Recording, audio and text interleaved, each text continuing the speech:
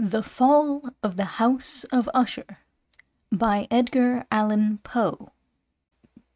Son cours est une lue suspendue, sitôt qu'on lui touche il résonne. De Béranger. During the whole of a dull, dark, and soundless day in the autumn of the year, when the clouds hung oppressively low in the heavens, I had been passing alone on horseback through a singularly dreary tract of country, and at length found myself, as the shades of the evening drew on, within view of the melancholy house of Usher. I know not how it was, but with the first glimpse of the building, a sense of insufferable gloom pervaded my spirit. I say insufferable, for the feeling was unrelieved by any of that half-pleasurable, because poetic, sentiment with which the mind usually receives even the sternest natural images of the desolate or terrible. I looked upon the scene before me, upon the mere house, and the simple landscape features of the domain, upon the bleak walls, upon the vacant eye-like windows, upon a few rank sedges, and upon a few white trunks of decayed trees, with an utter depression of soul which I can compare to no earthly sensation more properly than to the after-dream of the reveller upon opium. The bitter lapse into everyday life, the hideous dropping off of the veil. There was an iciness, a sinking, a sickening of the heart, an unredeemed dreariness of thought which no goading of the imagination could torture into aught of the sublime. What was it? I paused to think. What was it that so unnerved me in the contemplation of the house of Usher? It was a mystery all insoluble, nor could I grapple with the shadowy fancies that crowded upon me as I pondered. I was forced to fall back upon the unsatisfactory conclusion that while, beyond doubt, there are combinations of very simple natural objects which have the power of thus affecting us, still the analysis of this power lies among considerations beyond our depth. It was possible, I reflected, that a mere different arrangement of the particulars of the scene, of the details of the picture, would be sufficient to modify, or perhaps to annihilate, its capacity for sorrowful impression. And, acting upon this idea, I reined my horse to the precipitous brink of a black and lurid tarn that lay in unruffled lustre by the dwelling, and gazed down, but with a shudder even more thrilling than before, upon the remodelled and inverted images of the grey sedge, and the ghastly tree stems, and the vacant and eye-like windows. Nevertheless, in this mansion of gloom I now proposed to myself a sojourn of some weeks. Its proprietor, Roderick Usher, had been one of my boon companions in boyhood, but many years had elapsed since our last meeting. A letter, however, had lately reached me in a distant part of the country, a letter from him, which in its wildly importunate nature had admitted of no other than a personal reply. The manuscript gave evidence of nervous agitation. The writer spoke of acute bodily illness, of a mental disorder which oppressed him, and of an earnest desire to see me as his best, and indeed his only, personal friend, with a view of attempting, by the cheerfulness of my society, some alleviation of his malady. It was the manner in which all this, and much more, was said, it was the apparent heart that went into his request, which allowed me no room for hesitation, and I accordingly obeyed forthwith what I still considered a very singular summons. Although as boys we had been even intimate associates, yet I really knew little of my friend. His reserve had been always excessive and habitual.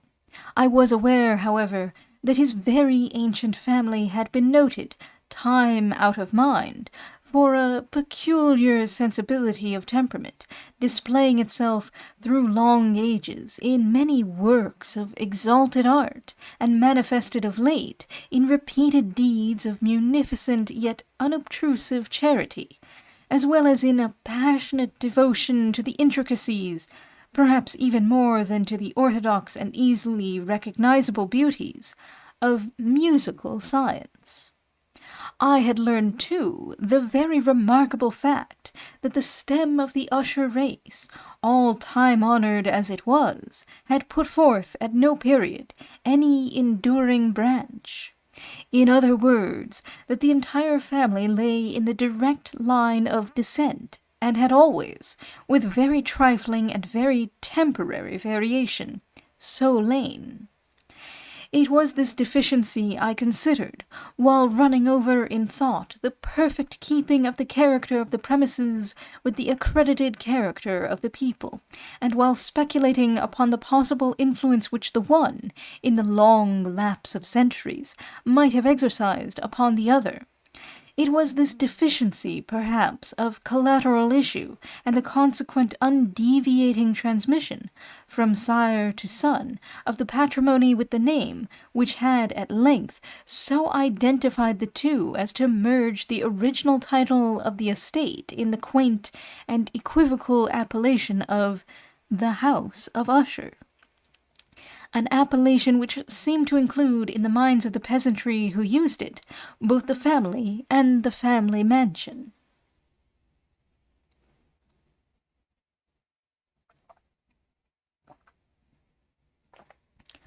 I have said that the sole effect of my somewhat childish experiment, that of looking down within the tarn, had been to deepen the first singular impression.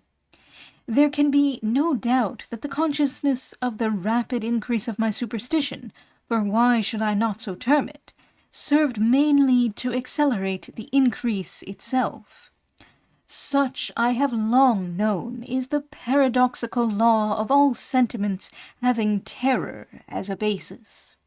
And it might have been for this reason only that, when I again uplifted my eyes to the house itself, from its image in the pool, there grew in my mind a strange fancy, a fancy so ridiculous indeed, that I but mention it to show the vivid force of the sensations which oppressed me. I had so worked upon my imagination as really to believe that about the whole mansion and domain there hung an atmosphere peculiar to themselves and their immediate vicinity, an atmosphere which had no affinity with the air of heaven, but which had reeked up from the decayed trees, and the grey wall, and the silent tarn, a pestilent and mystic vapour, dull, sluggish, faintly discernible, and leaden-hued. Shaking off from my spirit what must have been a dream, I scanned more narrowly the real aspect of the building. Its principal feature seemed to be that of an excessive antiquity. The discoloration of ages had been great. Minute fungi overspread the whole exterior, hanging in a fine, tangled webwork from the eaves. Yet all this was apart from any extraordinary dilapidation. No portion of the masonry had fallen, and there appeared to be a wild inconsistency between its still perfect adaptation of parts and the crumbling condition of the individual stones. In this there was much that reminded me of the specious totality of old woodwork, which has rotted for long years in some neglected vault, with no disturbance from the breath of the external air. Beyond this indication of extensive decay, however, the fabric gave little token of instability. Perhaps the eye of a scrutinizing observer might have discovered a barely perceptible fissure, which, extending from the roof of the building in front, made its way down the wall in a zigzag direction until it became lost in the sullen waters of the tarn. Noticing these things, I rode over a short causeway to the house. A servant in waiting took my horse, and I entered the Gothic archway of the hall. A valet of stealthy step thence conducted me in silence through many dark and intricate passages in my progress to the studio of his master.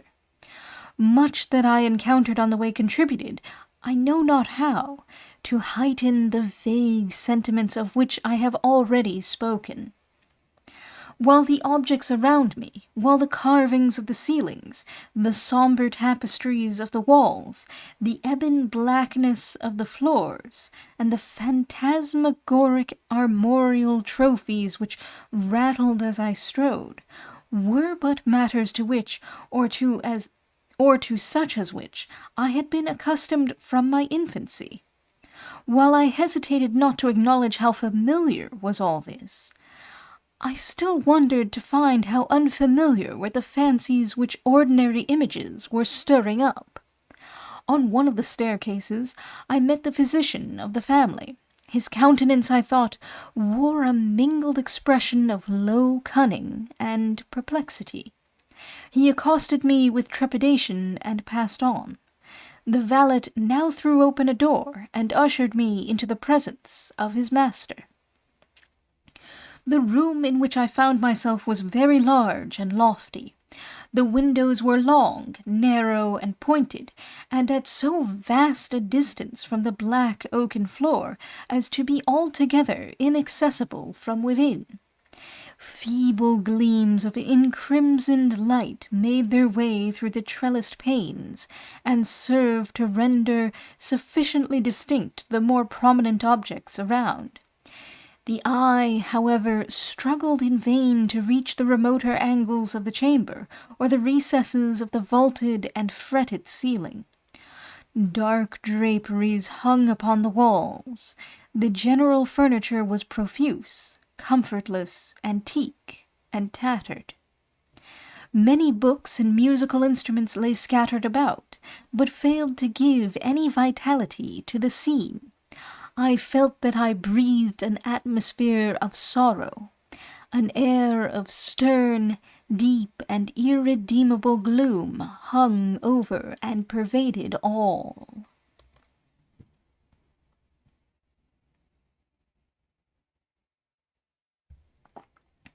Upon my entrance, Usher arose from a sofa on which he had been lying at full length, and greeted me with a vivacious warmth which had much in it, I at first thought, of an overdone cordiality, of the constrained effort of the ennuyé man of the world. A glance, however, at his countenance convinced me of his perfect sincerity. We sat down, and for some moments, while he spoke not, I gazed upon him with a feeling half of pity, half of awe. Surely man had never before so terribly altered, in so brief a period, as had Roderick Usher.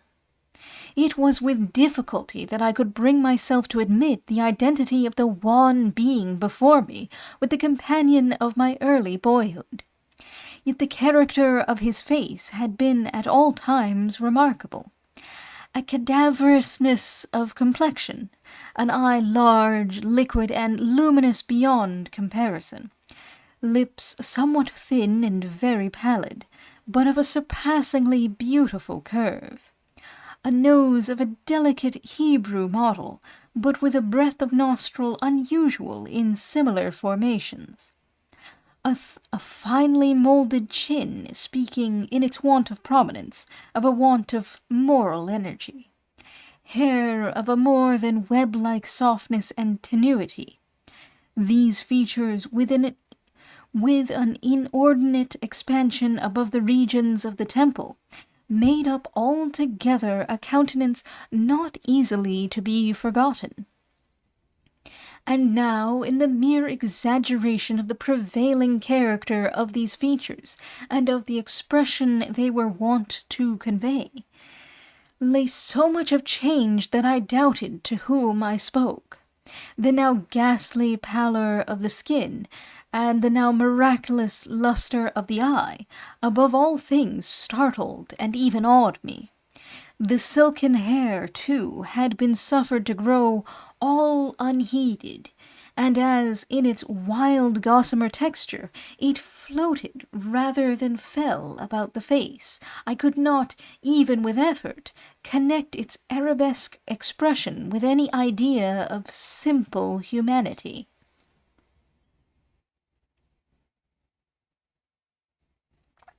In the manner of my friend I was at once struck with an incoherence, an inconsistency, and I soon found this to arise from a series of feeble and futile struggles to overcome a habitual trepidancy, an excessive nervous agitation. For something of this nature I had indeed been prepared, no less by his letter, than by reminiscences of certain boyish traits, and by conclusions deduced from his peculiar physical conformation and temperament. His action was alternately vivacious and sullen.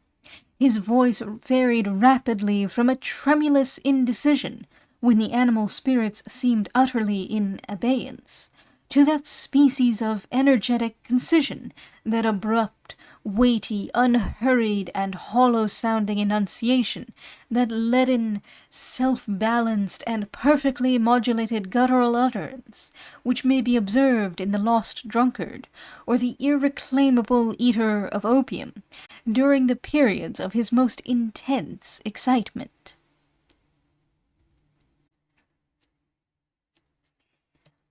It was thus that he spoke of the object of my visit, of his earnest desire to see me, and of the solace he expected me to afford him. He entered at some length into what he conceived to be the nature of his malady. It was, he said, a constitutional and a family evil, and one for which he despaired to find a remedy, a mere nervous affection, he immediately added, which would undoubtedly soon pass off. It displayed itself in a host of unnatural sensations. Some of these, as he detailed them, interested and bewildered me, although perhaps the terms and the general manner of the narration had their weight. He suffered much from a morbid acuteness of the senses. The most insipid food was alone endurable. He could wear only garments of certain texture. The odors of all flowers were oppressive. His eyes were tortured by even a faint light. And there were but peculiar sounds, and these from stringed instruments, which did not inspire him with horror. To an anomalous species of terror I found him a bounden slave.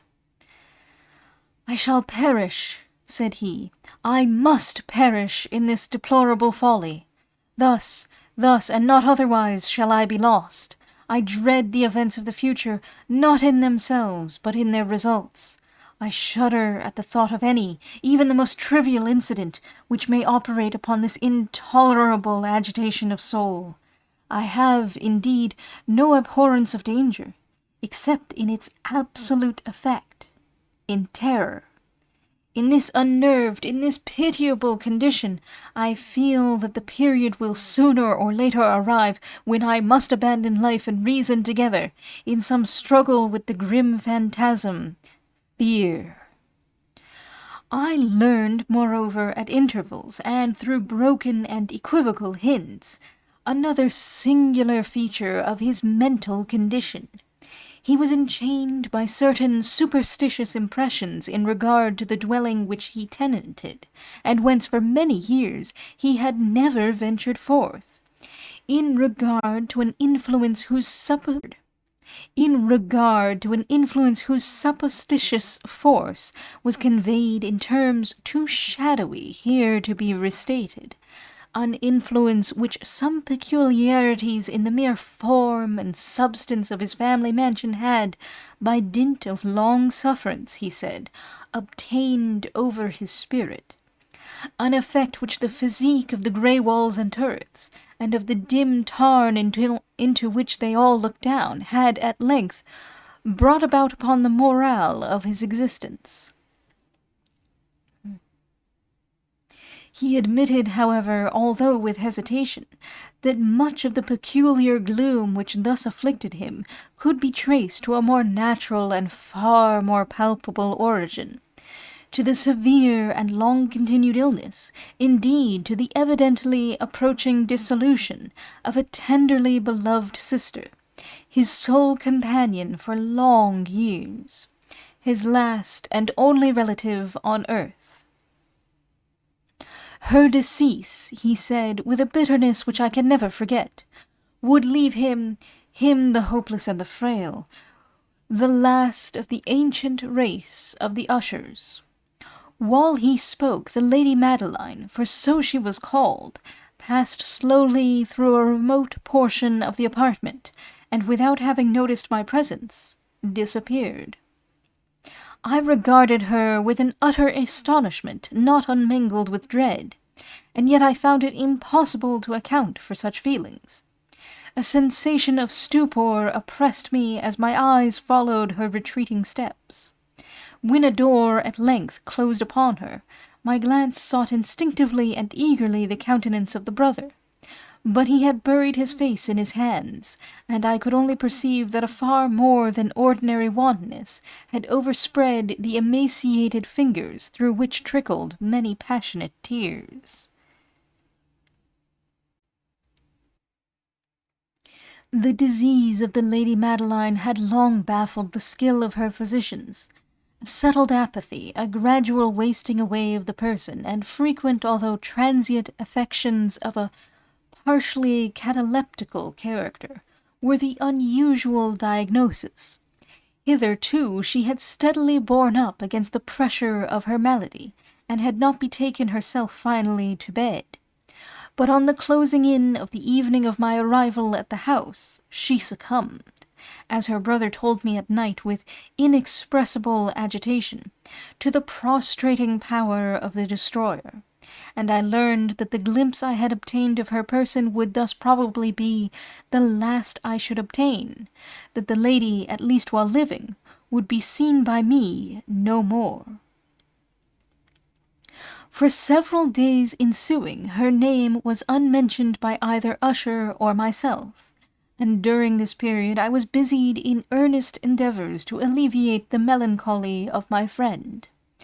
We painted and read together, or I listened, as if in a dream, to the wild improvisations of his speaking guitar, and thus, as a closer and still closer intimacy admitted me more unreservedly into the recesses of his spirit, the more bitterly did I perceive the futility of all attempt at cheering a mind from which darkness, as if an inherent positive quality, poured forth upon all objects of the moral and physical universe in one unceasing radiation of gloom. I shall ever bear about me a memory of the many solemn hours I thus spent alone with the master of the house of Usher. Yet I should fail in any attempt to convey an idea of the exact character of the studies, or of the occupations in which he involved me, or led me the way. Unexcited and highly distempered ideality threw a sulphureous lustre over all. His long improvised dirges will ring forever in my ears. Among other things, I hold painfully in mind a certain singular perversion and amplification of the wild air of the last waltz of von Weber. From the paintings over which his elaborate fancy brooded, from the paintings over which his elaborate fancy brooded, and which grew, touch by touch, into vaguenesses at which I shuddered the more thrillingly, because I shuddered knowing not why, From these paintings, vivid as their images now are before me, I would in vain endeavour to educe more than a small portion which should lie within the compass of merely written words. By the utter simplicity, by the nakedness of his designs, he arrested and overawed attention. If ever mortal painted an idea, that mortal was Roderick Usher. For me, at least, in the circumstances then surrounding me, there arose out of the pure abstractions which the hypochondriac contrived to throw upon his canvas, an intensity of intolerable awe, no shadow of which felt I ever yet in the contemplation of the certainly glowing yet too concrete reveries of Fuseli. One of the phantasmagoric conceptions of my friend, partaking not so rigidly of the spirit of abstraction, may be shadowed forth, although feebly, in words. A small picture presented the interior of an immensely long and rectangular vault or tunnel, with low walls, smooth, white, and without interruption or device. Certain accessory points of the design served well to convey the idea that this excavation lay at an exceeding depth below the surface of the earth.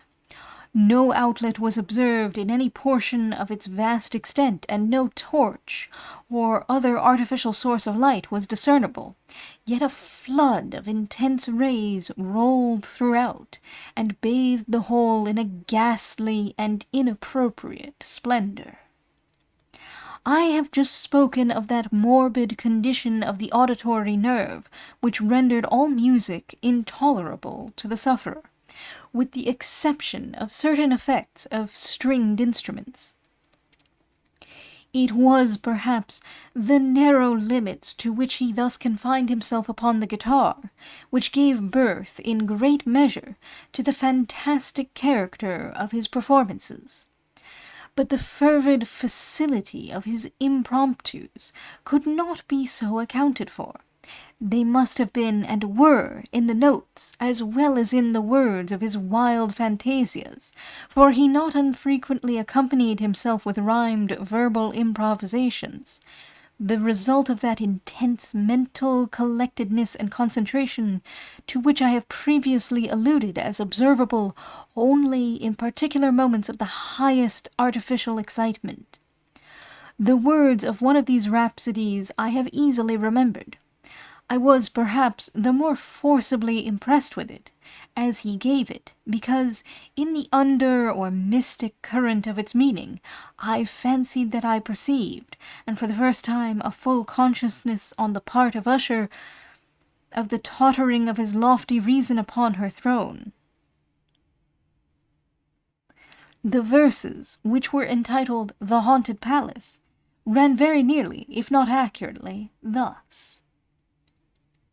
In the greenest of our valleys, by good angels tenanted, once a fair and stately palace, radiant palace reared its head.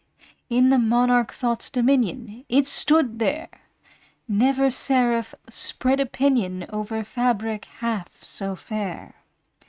Banners yellow, glorious, golden, on its roof did float and flow.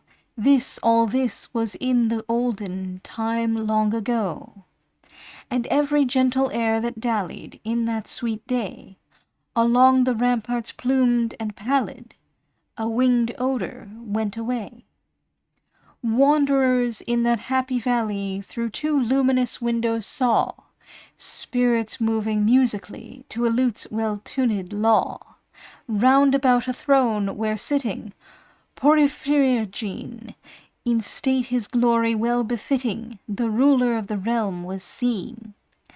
And all with pearl and ruby glowing was the fair palace door, through which came flowing, flowing, flowing, and sparkling evermore, a troop of echoes whose sweet duty was but to sing, in voices of surpassing beauty, the wit and wisdom of their king.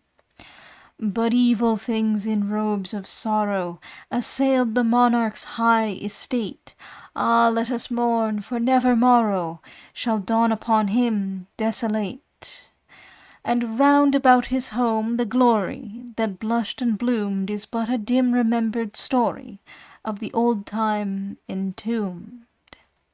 And travellers now within that valley through the red linten windows see vast forms that move fantastically to a discordant melody, while like a rapid ghastly river through the pale door a hideous throng rush out forever and laugh, but smile no more. I well remember that suggestions arising from this ballad led us into a train of thought wherein there became manifest an opinion of Usher's, which I mention not so much on account of its novelty, for other men have thought thus, as on account of the pertinacity with which he maintained it. This opinion in its general form was that of the sentience of all vegetable things.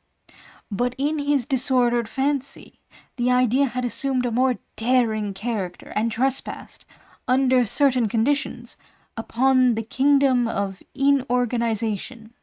I lack words to express the full extent or the earnest abandon of his persuasion. The belief, however, was connected, as I have previously hinted, with the grey stones of the home of his forefathers.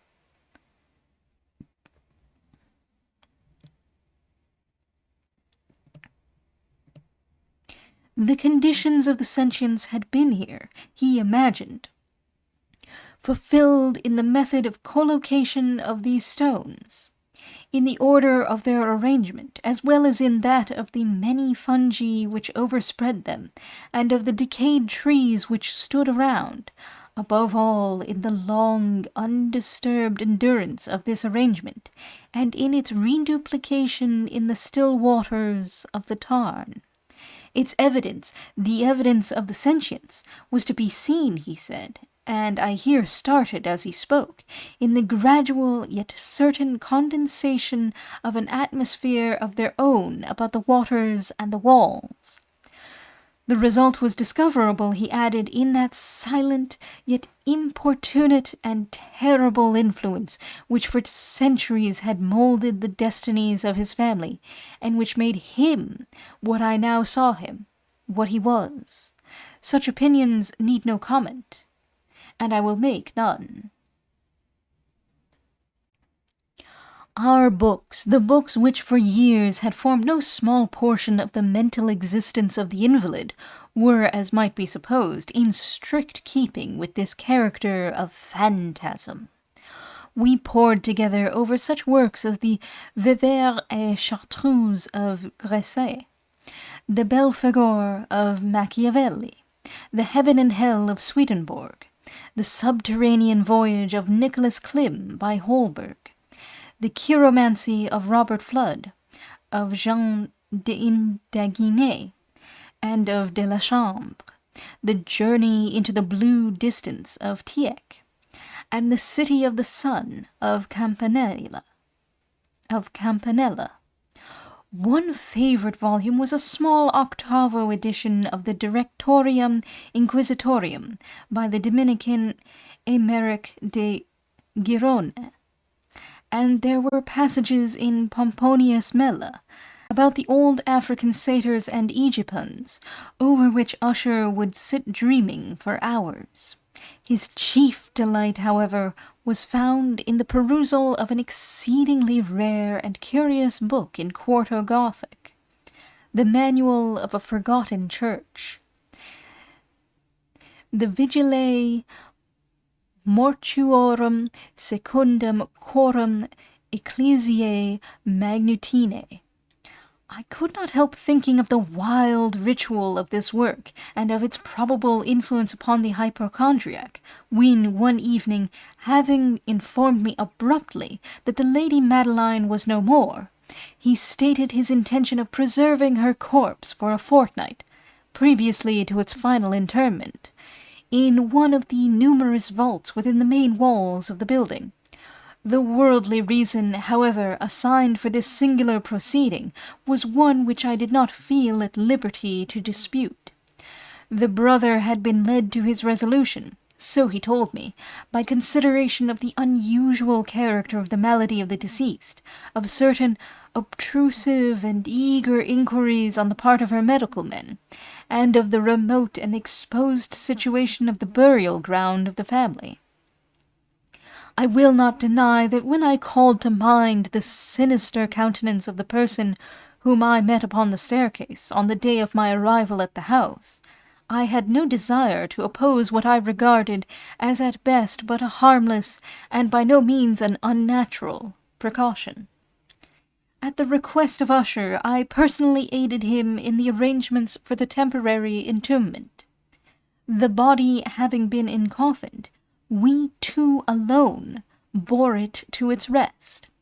The vault in which we placed it, and which had been so long unopened that our torches, half smothered in its oppressive atmosphere, gave us little opportunity for investigation, was small, damp, and entirely without means of admission for light, lying at great depth, immediately beneath that portion of the building in which was my own sleeping apartment. It had been used, apparently, in remote feudal times, for the worst purposes of a dungeon keep, and in later days, as a place of deposit for powder, or some other highly combustible substance, as a portion of its floor, and the whole interior of a long archway through which we reached it, were carefully sheathed with copper. The door, of massive iron, had been also similarly protected. Its immense weight caused an unusually sharp grating sound as it moved upon its hinges. Having deposited our mournful burden upon trestles within this region of horror, we partially turned aside the yet unscrewed lid of the coffin, and looked upon the face of the tenant. A striking similitude between the brother and sister now first arrested my attention, and Usher, divining perhaps my thoughts, murmured out some few words from which I learned that the deceased and himself had been twins, and that sympathies of a scarcely intelligible nature had always existed between them. Our glances, however, rested not long upon the dead, for we could not regard her unawed. The disease which had thus entombed the lady in the maturity of youth had left, as usual in all maladies of a strictly cataleptical character, the mockery of a faint blush upon the bosom and the face, and that suspiciously lingering smile upon the lip which is so terrible in death. We replaced and screwed down the lid, and, having secured the door of iron, made our way with toil into the scarcely less gloomy apartments of the upper portion of the house. And now, some days of bitter grief having elapsed, an observable change came over the features of the mental disorder of my friend. His ordinary manner had vanished. His ordinary occupations were neglected or forgotten. He roamed from chamber to chamber with hurried, unequal, and objectless step. The pallor of his countenance had assumed, if possible, a more ghastly hue, but the luminousness of his eye had utterly gone out. The once occasional huskiness of his tone was heard no more, and a tremulous quaver, as if of extreme terror, habitually characterized his utterance. There were times, indeed, when I thought his unceasingly agitated mind was laboring with some oppressive secret, to divulge which he struggled for the necessary courage. At times, again, I was obliged to resolve all into the mere inexplicable vagaries of madness, for I beheld him gazing upon vacancy for long hours, in an attitude of the profoundest attention, as if listening to some imaginary sound. It was no wonder that his condition terrified, that it infected me.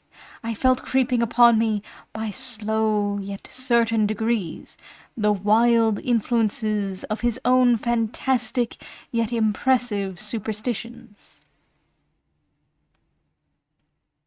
It was especially upon retiring to bed late in the night of the 7th or 8th day after the placing of the Lady Madeline within the dungeon that I experienced the full power of such feelings. Sleep came not near my couch, while the hours waned and waned away. I struggled to reason off the nervousness which had dominion over me.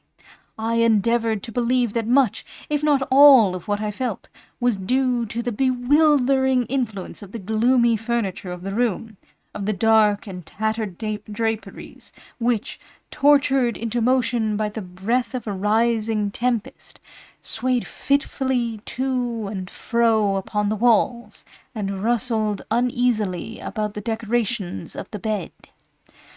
But my efforts were fruitless. An irrepressible tremor gradually pervaded my frame, and at length there sat upon my very heart an incubus of utterly causeless alarm. Shaking this off with a gasp and a struggle, I uplifted myself upon the pillows, and, peering earnestly within the intense darkness of the chamber, hearkened, I know not why, except that an instinctive spirit prompted me, to certain low and indefinite sounds which came, through the pauses of the storm, at long intervals, I knew not whence.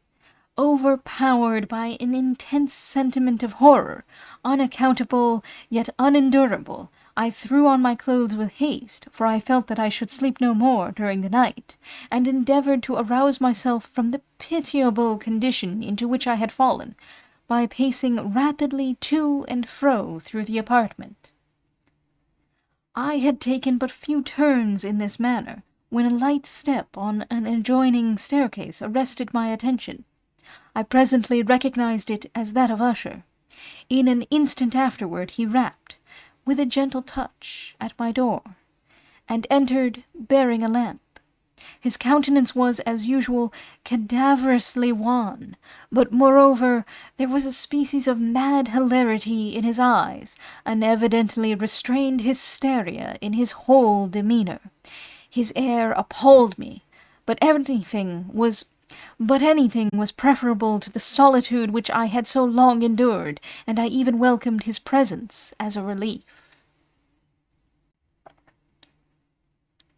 "And you have not seen it?" he said abruptly, after having stared about him for some moments in silence. "You have not then seen it? But stay, you shall." Thus speaking, and having carefully shaded his lamp, he hurried to one of the casements, and threw it freely open to the storm.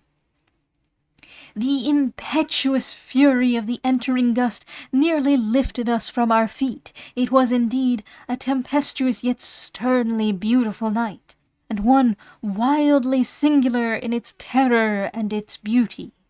A whirlwind had apparently collected its force in our vicinity, for there were frequent and violent alterations in the direction of the wind, and the exceeding density of the clouds, which hung so low as to press upon the turrets of the house, did not prevent our perceiving the lifelike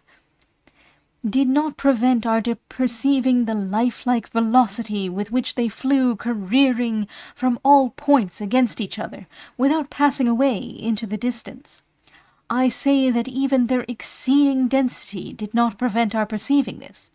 Yet we had no glimpse of the moon or stars, nor was there any flashing forth of the lightning, but the under surfaces of the huge masses of agitated vapour, as well as all terrestrial objects immediately around us, were glowing in the unnatural light of a faintly luminous and distinctly visible gaseous exhalation which hung about and enshrouded the mansion. "You must not, you shall not behold this," said I shudderingly to Usher, as I led him, with a gentle violence, from the window to a seat.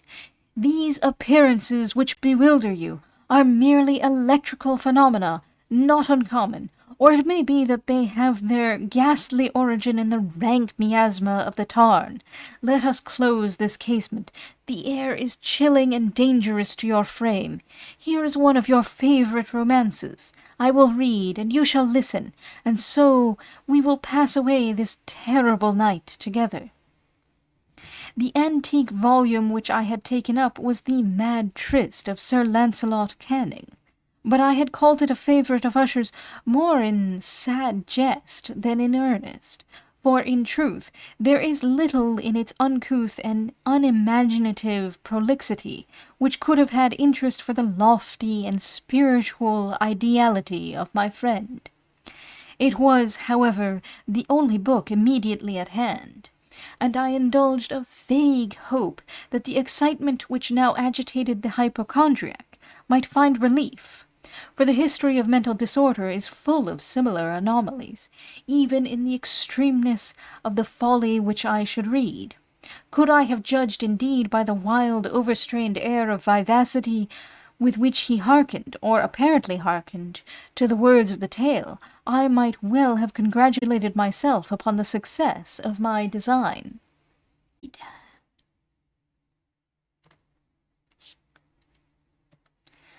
I had arrived at that well-known portion of the story where Ethelred, the hero of the tryst, having sought in vain for peaceable admission into the dwelling of the hermit, proceeds to make good an entrance by force. Here, it will be remembered, the words of the narrative run thus: "And Ethelred, who was by nature of a doughty heart, and who was now mighty withal, on account of the powerfulness of the wine which he had drunken, waited no longer to hold parley with the hermit, who in sooth was of an obstinate and maliceful turn, but, feeling the rain upon his shoulders, and fearing the rising of the tempest, uplifted his mace outright, and with blows made quickly room in the plankings of the door for his gauntleted hand.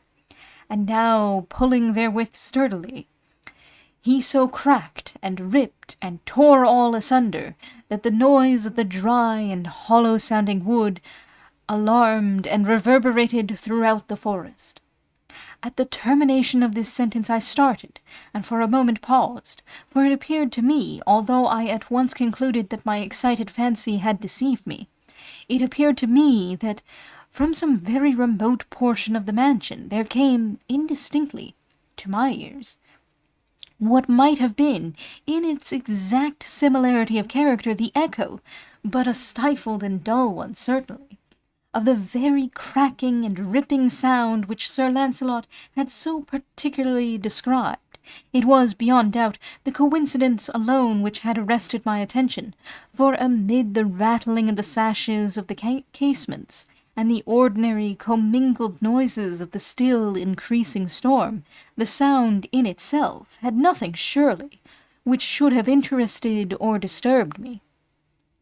I continued the story.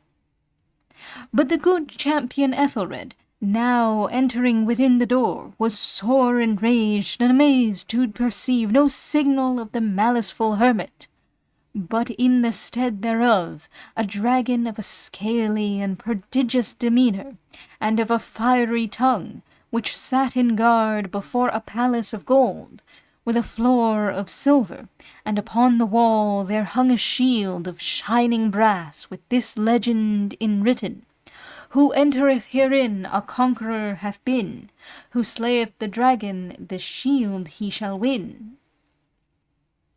And Ethelred uplifted his mace and struck upon the head of the dragon, which fell before him and gave up his pesty breath, with a shriek so horrid and harsh, and withal so piercing, that Ethelred had fain to close his ears with his hands against the dreadful noise of it, the like whereof was never before heard. Here again I paused abruptly, and now with a feeling of wild amazement, for there could be no doubt whatever that in this instance I did actually hear, although from what direction it proceeded I found it impossible to say, a low and apparently distant, but harsh, protracted, and most unusual screaming or grating sound, the exact counterpart of what my fancy had already conjured up for the dragon's unnatural shriek, as described by the romancer. Oppressed, as I certainly was, upon the occurrence of this second and most extraordinary coincidence, by 1,000 conflicting sensations, in which wonder and extreme terror were predominant, I still retained sufficient presence of mind to avoid exciting, by any observation, the sensitive nervousness of my companion. I was by no means certain that he had noticed the sounds in question, although, assuredly, a strange alteration had, during the last few minutes, taken place in his demeanour. From a position fronting my own, he had gradually brought round his chair, so as to sit with his face to the door of the chamber, and thus I could but partially perceive his features. Although I saw that his lips trembled as if he were murmuring inaudibly. His head had dropped upon his breast, yet I knew that he was not asleep, from the wide and rigid opening of the eye as I caught a glance of it in profile. The motion of his body, too, was at variance with this idea, for he rocked from side to side with a gentle yet constant and uniform sway. Having rapidly taken notice of all this, I resumed the narrative of Sir Launcelot, which thus proceeded. And now the champion, having escaped from the terrible fury of the dragon, bethinking himself of the brazen shield, and of the breaking up of the enchantment which was upon it, removed the carcass from out of the way before him, and approached valorously over the silver pavement of the castle to where the shield was upon the wall, which in sooth tarried not for his full coming, but fell down at his feet upon the silver floor, with a mighty, great, and terrible ringing sound.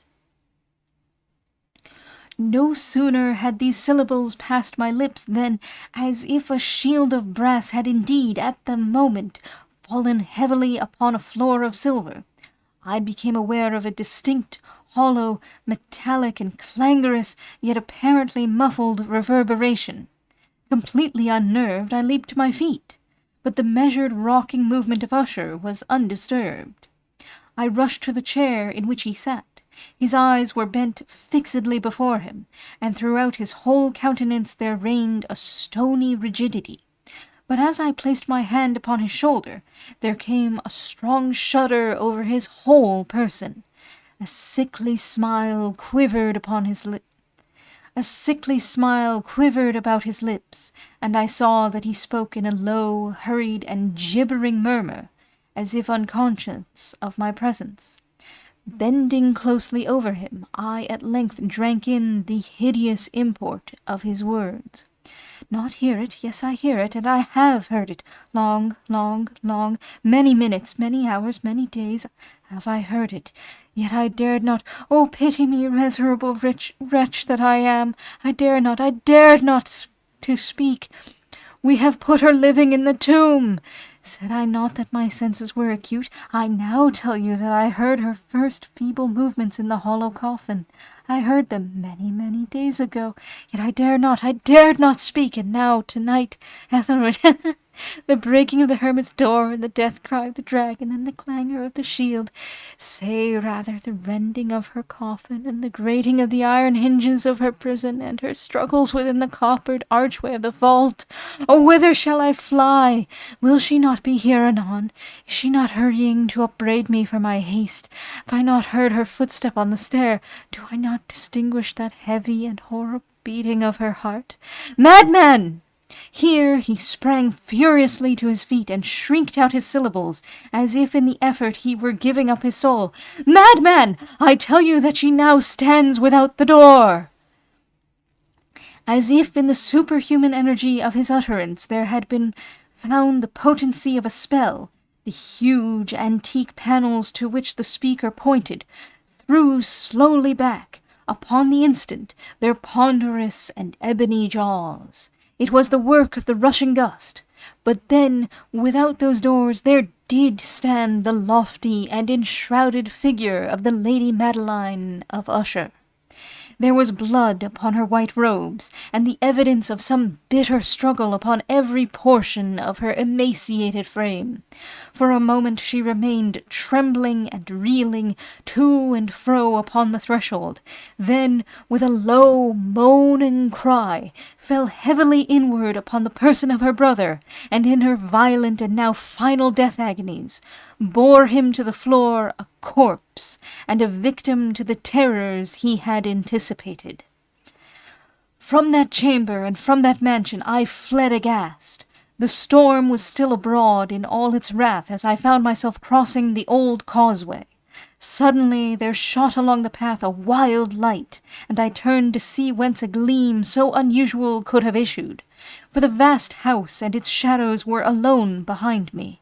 The radiance was that of the full, setting, and blood-red moon, which now shone vividly through that once barely discernible fissure, of which I have before spoken as extending from the roof of the building in a zigzag direction to the base. While I gazed, this fissure rapidly widened.